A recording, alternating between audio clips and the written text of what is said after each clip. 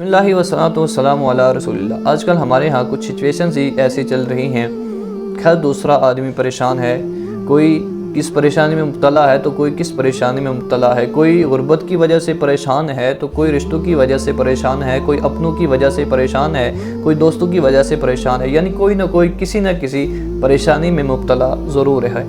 لیکن ہم میں سے کچھ لوگ اکثر ایسے ہوتے ہیں کہ جو دوسروں کو پریشانی میں دیکھ کر خوش ہوتے ہیں اور ان کی پریشانی میں ہیلپ کرنے کی بجائے ہم ان کی پریشانی میں مزید اضافہ کرتے ہیں یا کرنے کی کوشش کرتے ہیں، حالانکہ ہمیں ایسا نہیں کرنا چاہیے۔ یہ دین سے دوری کی بہت بڑی جہالت ہے۔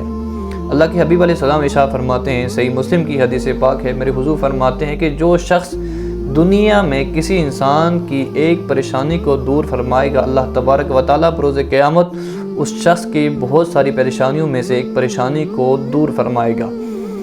اب دیکھیں، دنیا میں پریشانی سے مراد یہ نہیں ہے کہ آپ کسی کو بہت زیادہ مال دے دیں، آپ کسی کو بہت زیادہ یا کوئی گھر بنا کر دے دیں، اتنا یہ مطلب نہیں ہے۔ کسی کی کوئی چھوٹی چھوٹی پریشانی ہوتی ہیں، کوئی مسائل ہوتے ہیں، آپ اپنی استطاعت کے مطابق جو آپ اپنا حق رکھتے ہیں، جتنی آپ کی استطاعت ہے آپ اس کے مطابق اپنے دوسرے کی ہیلپ کر دیں۔